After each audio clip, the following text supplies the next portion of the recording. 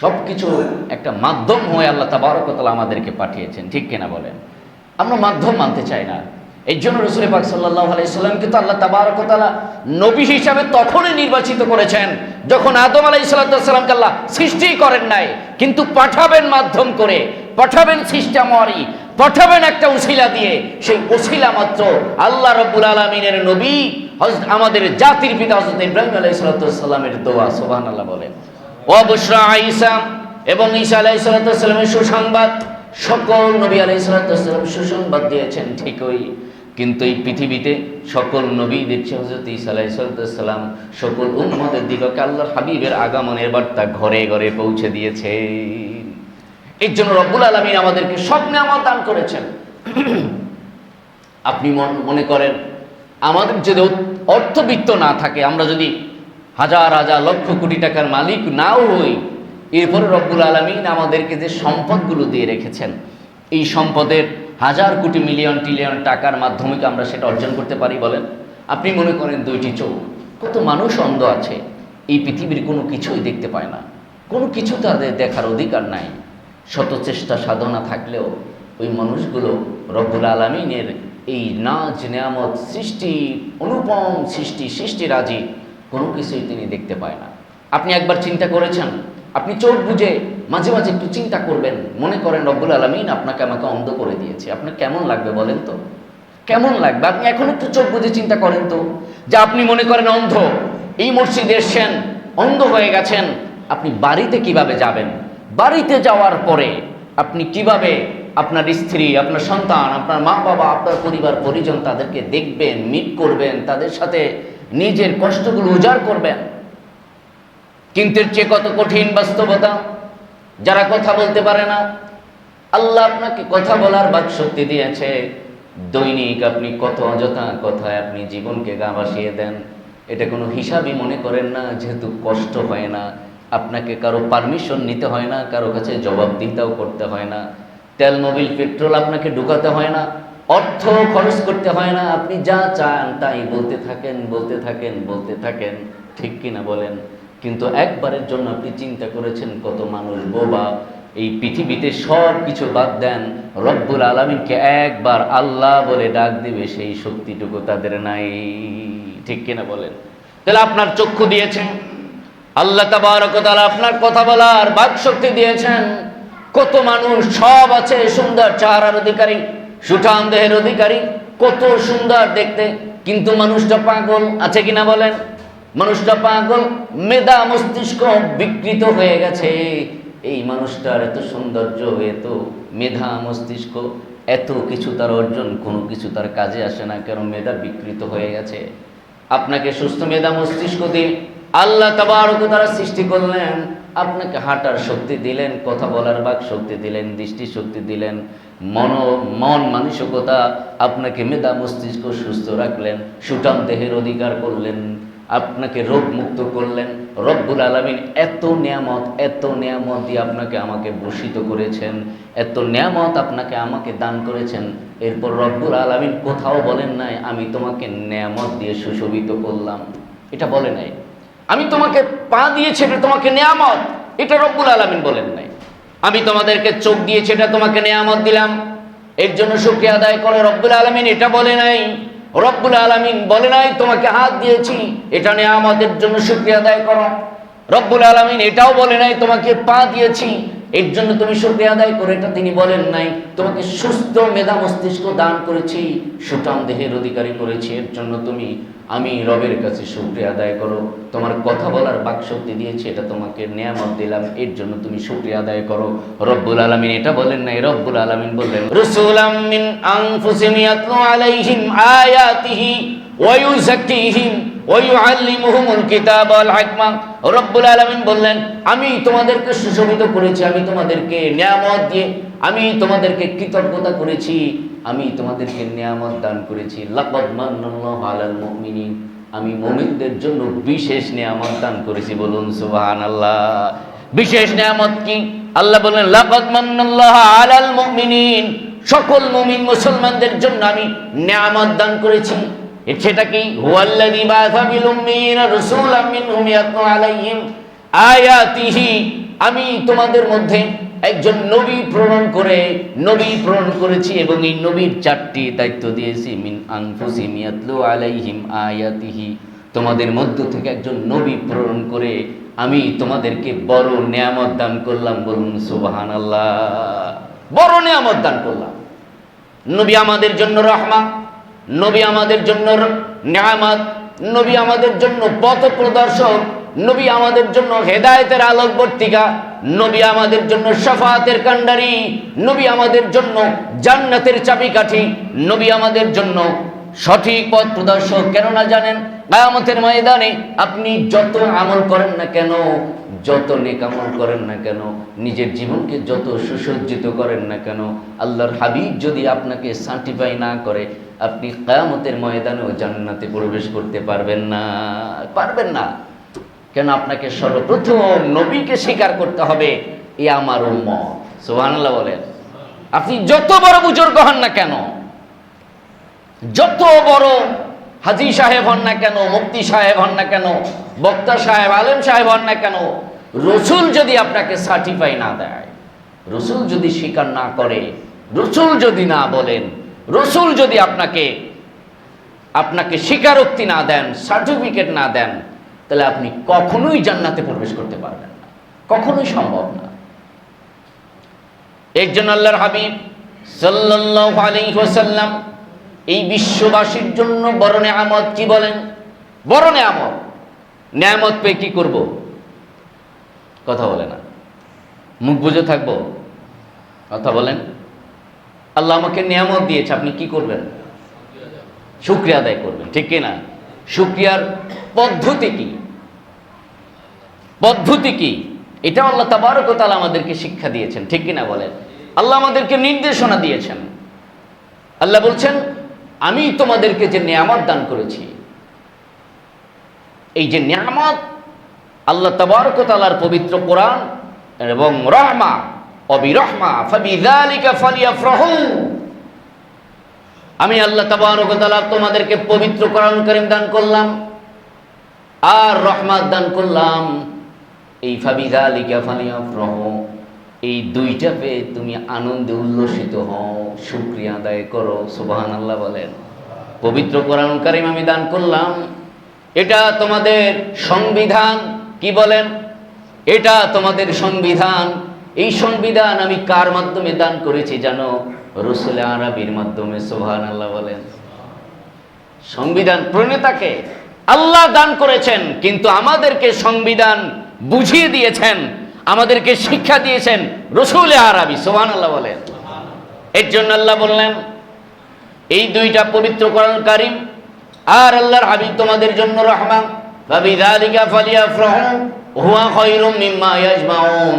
এই পৃথিবীর জমিনে যত কিছু তুমি আমল করবা, দান সদাকা করবা, যত কিছু তুমি জমা করবা কিয়ামতের জন্য, সব কিছু চেয়ে আল্লাহ রাব্বুল আলামিনের কাছে পবিত্র কোরআন কারীম এবং হাবিবে খোদা রসুল আরবি সাল্লাল্লাহু আলাইহি ওয়াসাল্লামকে পাওয়ার মাধ্যমে যে আনন্দ উল্লসিত হবে, যে আয়োজন করবা, যে রসুলের ভালোবাসায় তুমি খরচ করবা, এটা হবে কিয়ামতের ময়দানে সব আমল এবং জমাকরণের চেয়ে রব্বুল আলামিনের কাছে অধিক প্রিয়। সুবহানাল্লাহ, অধিকতম প্রিয়।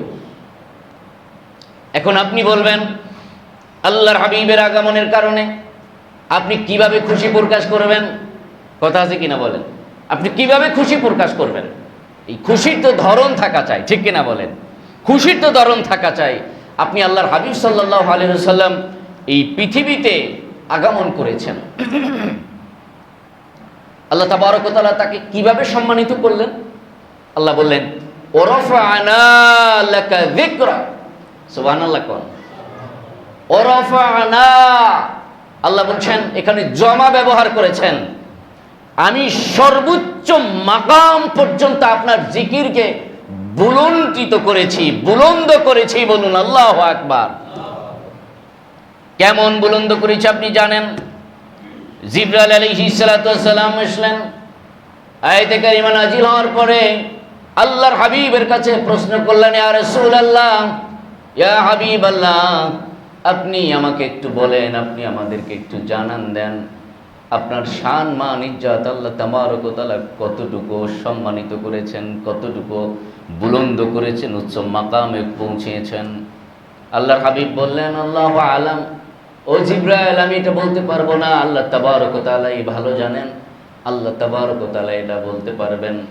এরপরে জিবরাইল আলাইহিস সালাম বললেন, আল্লাহর হাবিব, আল্লাহ তাবারক ওয়া তাআলা আমার মাধ্যমে আপনাকে জানিয়ে দিয়েছেন, আপনি শোনেন। রফা'না লাকা যিকরাক মানে হলো ইযা যুকিরতা মাই, সুবহানাল্লাহ, ইযা যুকিরতা মাই। ও হাবিব আপনি জানেন আল্লাহর স্মরণ যেখানে, নবী আপনার স্মরণ সেখানে, সুবহানাল্লাহ। আর এই পৃথিবীতে জুল্লোকে দুলোকে বুলোকে আজানে একামতে মিলাদে কিয়ামে দোয়া দুরূদ যেখানে আপনি যাবেন, রব্বুল আলামিনের স্মরণ যেখানে, নবীর স্মরণ আল্লাহ তাবারক ওয়া তাআলা সেখানে বাধ্যতামূলক করে দিয়েছে। নামাজ হলো সালাত, ঠিক কিনা বলেন? এই নামাজের জন্য আপনাকে আমাকে ডাকা হয় আজানের মাধ্যমে। এই আজানে যদি মুয়াজ্জিন সাহেব আশহাদু আন্না মুহাম্মাদার রাসূলুল্লাহ না বলে আজান হবে না। কথা বলেন। আপনাকে আমাকে রবের দিকে ডাকা হচ্ছে, নামাজের দিকে ডাকা হচ্ছে, আল্লাহর হুকুম পালনের জন্য ডাকা হচ্ছে। সেখানেও রব্বুল আলামিন কি করলেন? নবীর নাম সংযুক্ত করে দিয়েছেন, নবীকে সংযুক্ত করেছেন। আপনি ইকামত দিবেন, আশহাদু আন্না মুহাম্মাদার রাসূলুল্লাহ যদি না বলে ইকামত হবে? বলেন। আপনি নামাজে যাবেন, দুরূদ ও সালাম আদায় না করলে নামাজ হবে নাকি? এইভাবে এই পৃথিবীর ইতিহাসে আপনি আপনার জীবদ্দশায় যত আমল আপনি করবেন, সকাল থেকে সন্ধ্যা অবধি পর্যন্ত আপনি কোরআন তেলাওয়াত করলেন, আপনি ইবাদত বন্দেগী করলেন, দান সাদাকা করলেন, কিন্তু নবীর স্মরণ হলো না, নবীকে স্মরণ আপনি করলেন না, নবীর উপরে দুরূদ ও সালাম আপনি প্রেরণ করলেন না। আল্লাহর হাবিব বললেন, যত নেক আমল হোক ওই মজলিসটা অন্তঃসার শূন্য, যে মজলিসে আমি নবীর উপরে দুরূদ পড়া হয় না, দুরূদ পড়া হয় না, ওই মজলিসটা অন্তঃসার শূন্য, ওই আমলগুলো রব্বুল আলামিন আসমান পর্যন্ত পৌঁছায় না, এটা ঝুলে থাকে, ঝুলে থাকে। আপনি চিন্তা করছেন? আপনি একবারের জন্য চিন্তা করছেন যে যত আমল আপনি করবেন নবীর উপরে দুরূদ আপনি পড়বেন না? কেন? রাসূলকে তো আপনি মাইনাস করতে চান, কেন? রাসূলকে তো আপনার দরকার হয় না। আপনি বলেন শুধু আল্লাহ কি পাবেন আপনি, অথচ আল্লাহ কি বললেন? কুল ইন কুনতুম তুহিব্বুনাল্লাহ ফাত্তাবিউনি ইউহিব্বুকুমুল্লাহ ওয়া ইয়াগফিরু লাকুম যুনুবাকুম ওয়াল্লাহু গফুরুর রহিম। ও নবী দো জাহান, আপনি আপনার উম্মতদেরকে বলেন, আমার তরফ থেকে বার্তা পৌঁছে দেন, কুল ইন কুনতুম তুহিব্বুনাল্লাহ, যদি কেউ আমি আল্লাহর ভালোবাসা কামনা করে, ফাত্তাবিউনি ইউহিব্বুকুমুল্লাহ। সুবহানাল্লাহ। আল্লাহ বলেন ফাত্তাবিউনি, আপনি উম্মতদিকে আপনি বলেন, যদি কেউ আমি আল্লাহর ভালোবাসা কামনা করে, তার জন্য আবশ্যক হলো, তার জন্য ফরজ হলো, তার জন্য দায়েম হলো, তার জন্য লাজেম হলো আমি নবীকে ভালোবাসা। বলুন সুবহানাল্লাহ। আমি নবীর অনুসরণ করা, নবীর ইত্তেবা করা, নবীর ভালোবাসা। নবীর ভালোবাসা এই জন্য কেন কেমন ভালোবাসা হবে জানেন? আল্লাহ তাবারক ওয়া তাআলা সেটাই বলে দিয়েছেন, আসাদ্দু হুব্বাল লিল্লাহ। এই পৃথিবীতে একজন মুমিন মুসলমান যে বেশি ভালোবাসবে সেটা হলো আল্লাহ তাবারক ওয়া তাআলার পাশাপাশি তার হাবিবকে। বলুন সুবহানাল্লাহ। তার হাবিবকে, তার হাবিবের ভালোবাসা তার নাজাতের উসিলা। সুবহানাল্লাহ বলেন। কেমন নাজাতের উসিলা জানেন? ফাত্তাবিউনি ইউহিব্বুকুমুল্লাহ ওয়া ইয়াগফিরু লাকুম যুনুবাকুম। আল্লাহ এরপর বলছেন, আপনাকে যদি ভালোবাসে, আপনার অনুসরণ অনুকরণ করে, তাহলে আপনি তাদেরকে বলে দেন আমি তার জীবনের গুনাহ মাফ করে দিব। ওয়া ইয়াগফিরু লাকুম যুনুবাকুম আল্লাহু গফুরুর রহিম। আমি আল্লাহ অত্যন্ত দয়ালু এবং ক্ষমাপ্রবশ। বলুন না সুবহানাল্লাহ। শর্ত কি বলেন? শর্ত কি? নবী প্রেম। কি বলেন? নবী প্রেম। ওয়ালাউ আন্নাহুম যালামু আনফুসাহুম জাউকা ফাস্তাগফিরুল্লাহ আস্তাগফারা লাহুমুর রাসূল লাওয়াজাদুল্লাহা তাওয়াবার রহিমা। আল্লাহ বলেন ওয়ালাউ আন্নাহুম যালামু আনফুসাহুম, তোমাদের মধ্য থেকে যদি কেউ কবিরা গুনাহে লিপ্ত হয়, অন্যায় করে, অপরাধ করে, পাপাচার করে, আমি নবীর কাছে আসলে আমি নবী যদি তার পক্ষে সাক্ষী দেই, আল্লাহ তাবারক ওয়া তাআলা তার গুনাহগুলো মাফ করে দিবে। এই জন্য রাসূল বলেছেন, আকবারুল কাবায়ের, এই পৃথিবীতে সবচেয়ে বড় কবিরা গুনাহ হলো মা বাবাকে গালি দেওয়া, তাদেরকে গালি শোনানো। কিন্তু কিয়ামতের ময়দানে আল্লাহর হাবিব বলেছেন, আমি কিয়ামতের ময়দানে শাফাআতি লি আহলিল কাবায়ের মিন উম্মতি, আমি নবী কিয়ামতের ময়দানে ওই উম্মতদেরকে সুপারিশ করে জান্নাতে তোলাবো যারা কবিরা গুনাহে লিপ্ত ছিল, কবিরা গুনাহ করত। কি করত বলেন? কথা বলেন। কবিরা গুনাহ করত, আমি নবী তাদের জন্য সুপারিশের কাণ্ডারি হব। সুবহানাল্লাহ। শর্ত কি জানেন? শর্ত হলো আমি নবীকে ভালোবাসা। আমার নবী প্রেম ছিল, ভালোবাসা ছিল, ইশক ছিল, মহাব্বত ছিল, ইত্তেবা ছিল, কিন্তু কবিরা গুনাহ করে বসেছে। কিছু খারাপ কাজ তার মধ্যে ছিল, কিন্তু নবী প্রেম ছিল। নবী প্রেমটা আপনার মূল শর্ত। এর জন্য ইমাম বুখারী রাহমাতুল্লাহ আলাইহি বুখারী লিখতে গিয়ে একটা বাব কায়েম করলেন, বাবু হুব্বুর রাসূল মিনাল ঈমান। এই অধ্যায়টা হলো রাসূলের ভালোবাসার নাম ওই ঈমান। সুবহানাল্লাহ। কোন এই অধ্যায় কি? বাবু হুব্বুর রাসূল মিনাল ঈমান। এই অধ্যায়টা হলো নবী প্রেমের নামই হলো ঈমান। আল্লাহু আকবার। নবী প্রেমের নামই হলো ঈমান। এখানে দুইটি হাদিস তিনি কোট করেছেন, তার মধ্যে অন্যতম হলো আনাস ইবনে মালিক রাদিয়াল্লাহু তাআলা আনহু থেকে একটি হাদিস। ওয়ান আনাস ইবনে মালিক রাদিয়াল্লাহু তাআলা আনহু قال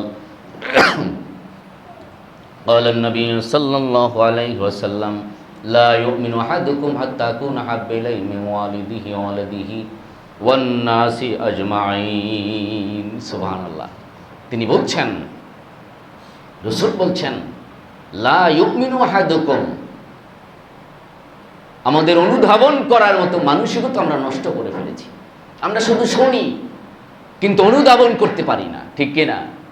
আল্লাহর হাবিব স্পষ্টতর বলেছেন, লা ইউমিনু, ততক্ষণ পর্যন্ত মুমিনই হতে পারবে না, মুসলমান তো দূরেই থাক, বলতে পারবে না আমি ঈমানদার, এটা বলতে পারবে না।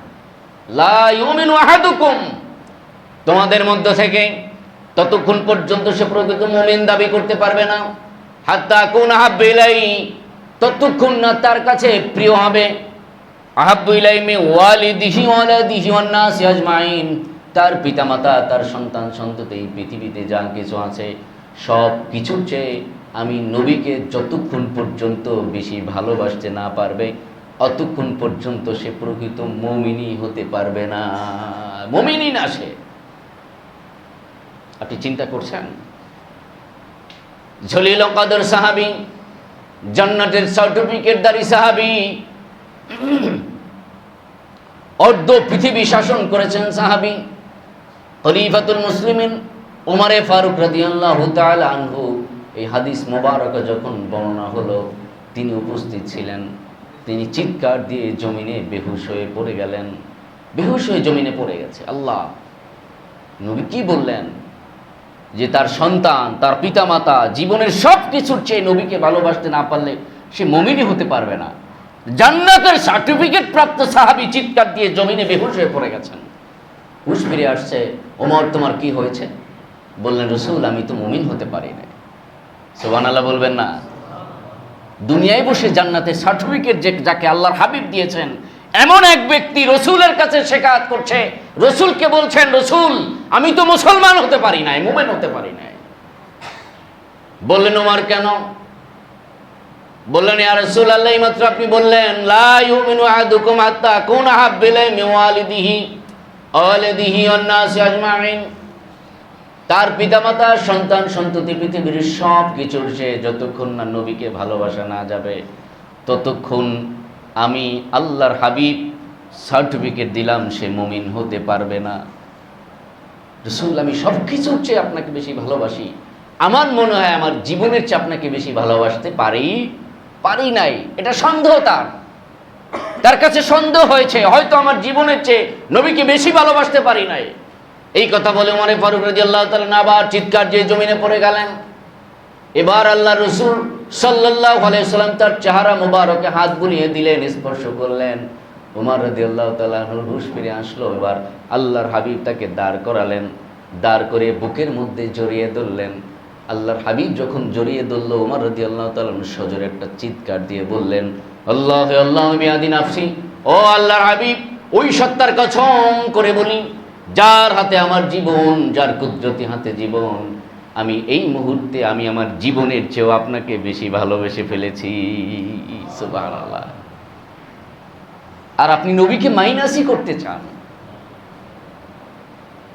আপনার আমার কাজই হলো নবীকে মাইনাস করা।